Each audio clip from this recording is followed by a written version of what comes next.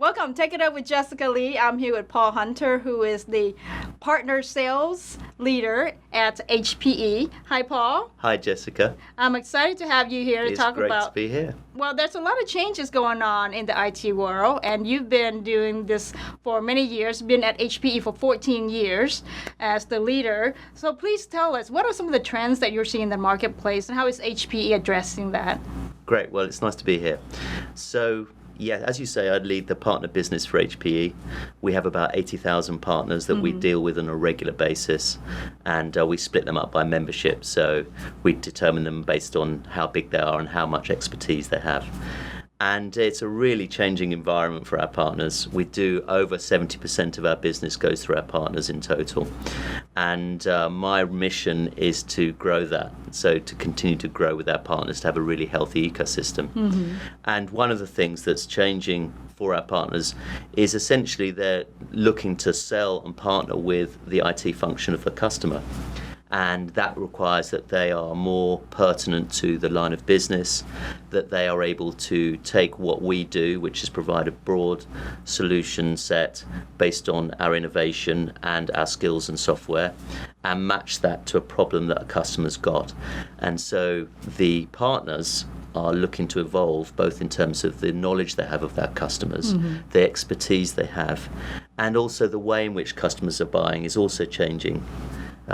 As a service is what they're asking for now, exactly. right? Okay. So, public cloud has clearly been around for a long time. Yes. And we think of cloud as an experience. It's not a place that you put your data, it's an experience. And the thing that really has transformed customers' expectations is speed.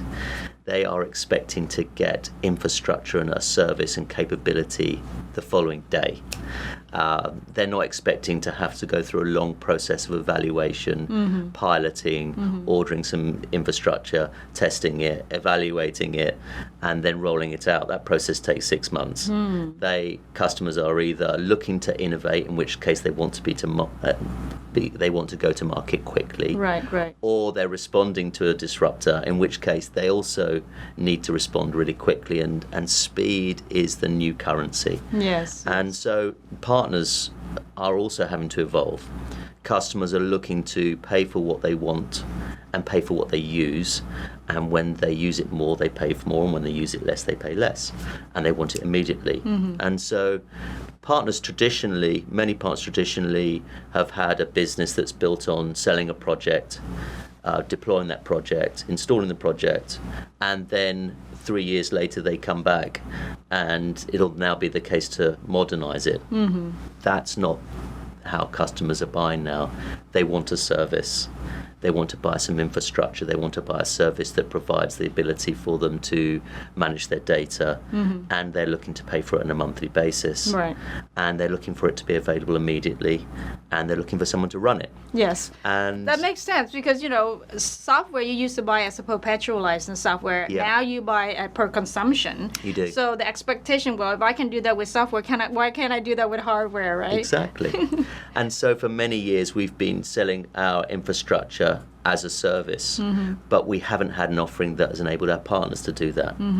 And we are on our third iteration of that offer. We call it Green Lake. We call it Green Lake 3.0 because it's the third proposition we've had. The first two didn't work. So the third one has been a hit.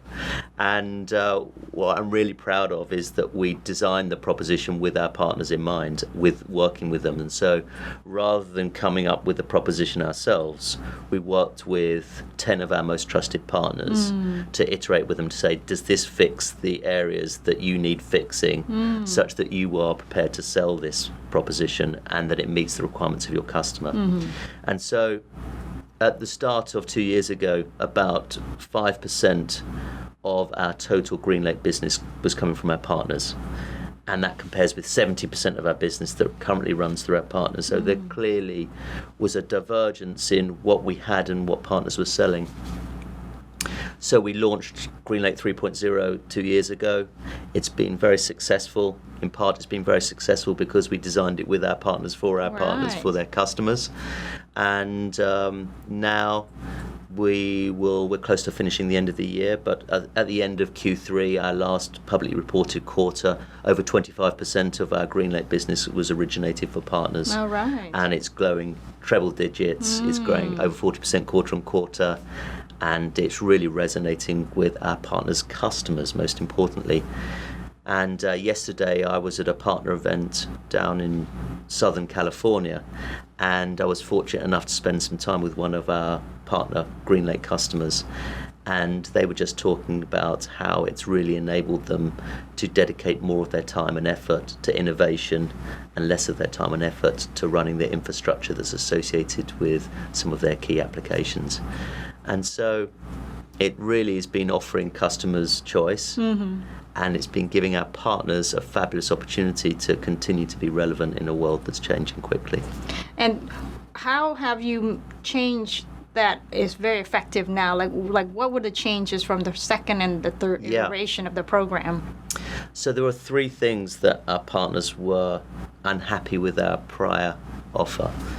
Firstly, we retained the contract with the customer. Ah, okay. Partners don't like it when you intervene in their relationships. Yes. So and it sounds quite straightforward, and it is in principle. It's quite hard to do because the contract then is between the partner and the customer, and then we take the risk. So contractually, that's quite complex. I see. So we enable the partner to contract directly with the customer. They retain the relationship. Second thing that they wanted the ability to do was to add in their own services into the consumption offer. So they want to be able to take our infrastructure building blocks, perhaps with some software on top, whether it be VMware or Red Hat or containers or a whole host of essentially software that sits on that infrastructure, and then they want to be able to layer in their own services, whether it be monitoring services or performance, and include that in the consumption that offer that they deliver to the customer, that the customer pays on a monthly basis. So we enabled that. And then the third thing that we really help with is we help with cash flow. So we pay a very significant rebate, 17% rebate, on the total contract value up front at the time the contract is set. And when you compare that to the rebate that we would pay on infrastructure, depending on what that is, but by way of our compute infrastructure, it's 5 times the rebate. So they get a really big injection of investment, and they need that injection of investment because it changes the cash flow nature of how they're transacting with us, and also they need to invest in resources and skills and expertise in order to sell and be capable of implementing and running and selling a consumption offer. So we are investing upfront with them. So those three things are the three things we did. And it's proven to be very successful. And next year, we'll look to expand the offer. All right, so that's great. I think I appreciate you sharing that, the lessons learned from modifying the program that makes it a lot more effective this time around. Yeah. Yeah. We have a partner advisory board, and we have both local partner advisory boards, which the local teams run, and we have a worldwide one. And the worldwide run, we run once or twice every year. Currently, we run it once, and then we have a call every quarter. And that is vital to us because that's where we really hear what our partners have to say to us, not just from meeting them all the time, which of course we do, but it's a really structured manner in which we get feedback. And so they just said, look, we know you've got this consumption offer, we know it's relevant, we know that we need something like it, but the current offer you have is not what we need, and this is how you need to change it. And it was through the partner advisory board 3 years ago that we set up a working party with 10 partners to redesign the offer that we've now brought to market, which is now growing like a tall redwood tree. Your goal is to try to get 100% of the partners to really be contributing to the Green Lake Well, revenue, actually, right? I don't think it is. No? Because some partners will just continue to sell in a traditional manner. There is still a really healthy business buying and reselling hardware for project-based opportunities. For some smaller customers, they either don't want to or don't see the need to buy on a monthly basis. For some businesses, actually, they've got a lot of cash and they would rather invest it up front. So I do see it being a really big part of our portfolio. But I think it's for partners to opt into it because it's not going to suit all of them, and not all of them have the expertise either. I see. One of the things that we found is the partners that are first to adopt the consumption offer are one that have really good services skills, because it lends itself to a services-based model. And if you are used to implementing and running services contracts or a services experience for customer, it's not so difficult to get your head around the new way of selling and the value that is being brought to customers. And so the early adopters are generally very capable services providers. Are you helping the partners to become a lot more service capable then? Yeah, that's a really good question. So the proposition is really compelling, and it's straightforward to understand. It's very difficult to become expert at it. So we're helping with two things. And one of the first questions we quite often get from a partner is, well, how am I going to pay my salespeople? Because the salespeople generally are paid as a percentage of the margin they make on a big deal, and now they're selling a contract value and it's monthly billed. So the salespeople that are incented by how they're getting paid are thinking, well, I'm going to get less money if I sell this new services contract versus this big deal. Yes. And how am I going to incent my salespeople? And I sort of quite often think, well, change the compensation scheme, but it's not straightforward. So we're helping really with 2 or 3 dimensions. Firstly, we have independent workshops that are run with the partner owners to talk about what are the financial ramifications as you evolve from a business that sells capex deals into one that sells a monthly recurring revenue stream and evolves into services. What are the cash flow implications? How do you need to pay your salespeople differently? Yeah. So we have that as an independently run workshop, so consulting with the business owners. And then secondarily, but equally as important, we have a team of specialists that work with the sales teams of those partners. How do you sell consumption services? Who do you sell to? Why is it different? How do you partner with the IT function? How are you selling with the IT function to the line of business? The buyers are often different. What are the critical drivers of consumption as opposed to project-based work? So on both dimensions, you need to do both. You need to both help the owners as they evolve their business. If they're publicly traded companies, it also has cash flow and valuation implications. We need to be thoughtful of that. And then you need to help. That's not enough. The owner or the leader can be convinced, but it's another thing getting your sales force to sell in a consumption-like manner. And it's one we have a lot of experience of because we've been doing it for 8 years. For We're our own salespeople, yes. So we know how hard it is. Right. And so we take that expertise and we're lending it to our partners. So do tell, how do you motivate the salespeople to sell these consumption services then, if they're used to that one big deal, What have you actually implemented that worked? Well, there is the very straightforward, we're going to pay them more. So in next year, the start of the 1st of November, we will be paying both our own sales organisation significantly more for anything that they sell via Green Lake. That applies to both our end user sales organisation, applies also to our partner sales teams as well. It of course shows up in the value of the profit that a partner is able to make. So if they're economically driven, economically it is a better offering for a partner. But more importantly, it's better for our customers. So one of the things that we've seen is the NPS scores for our Green Lake customers are in the high 90s. We, in 8 years of selling, and certainly in 3 years of selling partner-led consumption contracts, we haven't had a single cancelled customer. Wow. And the NPS score is in the high 90s. So when customers get the experience, they love it. And for a partner, what that really means is they don't have to compete as often with other partners. And it's quite a difficult business to differentiate yourself in the partner world. It's quite unusual to have real intellectual property that is patented or that you're stood behind. So you're really trying to differentiate yourself on the quality of the relationship, the quality of your understanding of the customer, the agility, being able to service a customer's needs. And every day you've got another partner that's calling on your customer to say that they can do the same job as well, if not better than you're doing it. And with these Green Lake consumption contracts, what we're finding is customers are happy, so they're staying. They are generally expanding their footprint once they've got it, so they're adding incremental services to be included under the cover of Green Lake, and so the footprint grows quite rapidly. And from a partner's perspective, they are then not having to compete with another partner every day, every other day. They're only really coming to competition when there's something fundamental that either goes wrong or goes right. I see. So the relationship is a lot stickier. That's exactly. Because there's truly more value you're delivering. Brilliantly said. The relationship is much stickier. You said it much better than me. Yeah.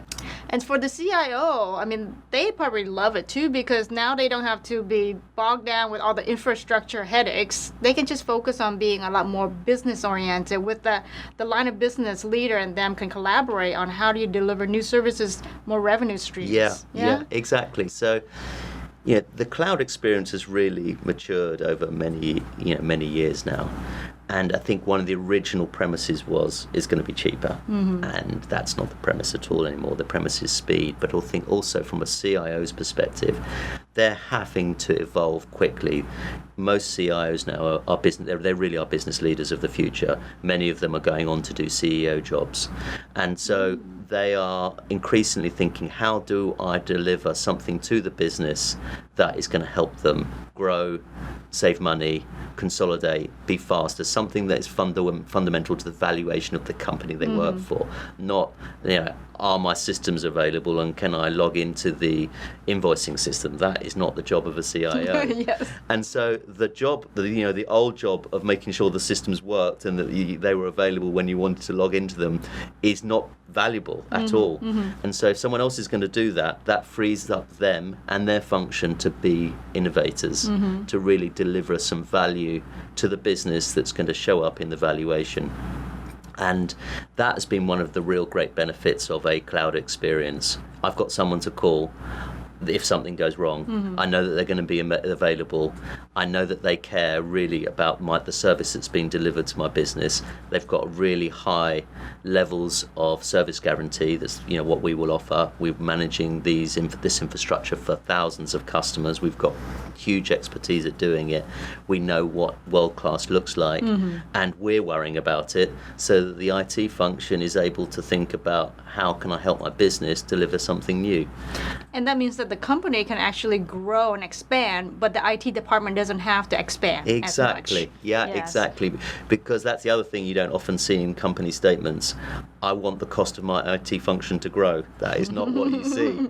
What you see is I want to do more with the same amount or less. Yes. And I want you to be faster with less. Yes. So you have to have automation. You've got to have some degree of responsibility that's transferred. You've got to have economies of scale. You've got to have speed. You've got to have all those things. And it's very difficult. The role of a CIO, the role of an IT function is hugely challenging, irrespective of the size of the company. In fact, in some, in smaller companies, it's even harder. Generally, the IT function in 1,000-person companies, 3 or 4 people, servicing 1,996 people. The ratio's much higher to much smaller, and yet the service is just as important to a small company as it is to a big company. So what we're able to do with our partners is really help augment their capability with ours. And ours being the partner plus us. And you can then actually see a lot more data and then get insights to then come back and offer more consultancy to that business as far as where you can see the additional business services or the revenue streams for them. Yeah. So that's a really good point. What our partners are enjoying is a high level of intimacy. And whilst the business that's based on technology per se is growing single digit, their services business are growing double digit. So service is really one of the big areas that is an opportunity for our partners to grow their business, and they do that through having more intimate relationships with their customers, and they get that more intimacy because they've just got much better information about what it is the customer does, because they've got stickier relationships and they're more embedded, and the customer's more dependent on them to deliver the service that they've asked for. So it drives a mutually beneficial cycle. Yes. But not everyone has that capability. And so what we're doing is helping our partners on the journey. They're evolving, we're helping them to evolve. They know the direction they want to move. They need some help to get to the place that they want to get to. And what are some of the challenges that you face as you're trying to do all of that? So we are one of many vendors. We would like to think that we are the only company in the world that matters, but unfortunately there are others. So, competition makes us great. And my old boss used to say that to become a better tennis player, you've got to play better tennis players. So competition's great, but that means we've got probably 100, maybe 1,000 other companies that are competing for the attention of our partners. And that's before you factor in that a salesperson and a partner needs to understand their customer, and they've got to listen to what the company's telling them to do or asking them to do. So, if you're a salesperson that's got 10 customers or one customer to manage, the competition for your attention is huge. Yes. And we like to think that we have a moment in time. There is a moment, whether it's half an hour before a sales call, or it's the day before a sales call, or it's weeks before, or it's during the sales call, where you have a moment where you're granted the opportunity to capture the imagination and the attention of a salesperson, and we have to grab that. And so we have to be really simple. We come from an engineering background. Bill and Dave were engineers. I was just in the garage just around the corner from this building, and you really get a sense for the fact that they were engineers. They used to make the stuff themselves. And engineering mentality is more is better. The more information we can provide, the more capacity we have to answer the most esoteric questions, the better that is, because there'll be someone somewhere that wants that piece of information. With a sales team in their partners, less is more. You've got a moment in time, you need to be really straightforward, you need to capture their attention immediately, it needs to be really simple to access it, they need to know where to go, who to go to, and how to get it. Right. And brand does a big part of it for you in the first instance. The HP brand is well known, and salespeople will know, well, I've got a challenge, I've got a customer who wants to talk to me about hybrid cloud, or they've got a customer that is talking to me about the explosion of information that's happening on their factory floor. How can I help them take advantage and draw insight from the information? I know that HPE have something in that realm, so I will go to HPE. But then when they go to HPE, do they come to us via the web? Do they come to us via an application? Do they Google it? Do they use YouTube? And in all of those mechanisms, we need to be easy to find. And then the one word that they look up, we need to have the right piece of content first time, and not 1,000 pieces of content. And so, again, in that environment, less is more. Because as soon as there's too much, it just overwhelms salespeople, and they just think this is too complicated and I haven't got enough time. Right. And there must be an easier way to do this. So they search something else, and you've missed your moment. Right. No, I understand. We certainly know about marketing and sales enablement, so that's a very interesting topic there. Last question for you. What is exciting ahead for you for HPE? Exciting ahead is building on the momentum we've got. So we talked a lot about our Green Lake offering. We're going to be expanding the capabilities of that and the breadth of the portfolio. We've got really ambitious goals for next year. So we're particularly excited about that, and I'm confident we're going to finish the year with a bang. Exciting for next year is as we evolve our technology strategy. So Antonio, our CEO, has started to talk about the fact that we're going to have a new emerging technically differentiated strategy for next year, so that will be exciting for us. And the other piece that we've been doing is we've been both growing our compute business and growing our solutions business, and the solutions business has been very successful. And so taking some of the software portfolio, the automation and some of the intelligence that's embedded, and applying that more equally across the installed base for our partners, that's an exciting opportunity. So really looking to continue the momentum we've got, and you're either moving forward or you're dying, and stationary is dying. So we want to be making progress. One of the original thesis for the separation of the company is that we'd be more specialist and we'll be faster. So we need to be doing things much more quickly, and in many attributes of our partner experience, we're introducing quite a lot of change quicker than we have done. And that's exciting, but it's also intimidating for our partners. It needs to be just the right speed. Again, my old boss would say that you've got to put the fly just the right distance in front of the fish on the hook such the fish bites. If it's too far ahead, it's ignoring the hook. And if it's behind it, then you've missed the opportunity. So there's a real art to judging the pace with which you introduce new change. Okay. And it's in our DNA to move quickly, to move and to try and move faster and faster and faster. And we just need to be mindful that it's not so fast that our partners can't digest it. Okay, wonderful. I'm so glad you share all of this, and congratulations on the third iteration of Yeah. Green Lake and how that's really going so well. What do they say about the third time? That's the charm. Well, thank you, Paul, for being on the show. It's delightful to be here. Thank you for having me, Jessica. There you have it, folks. Take it up with Jessica Lee, Paul Hunter from HPE.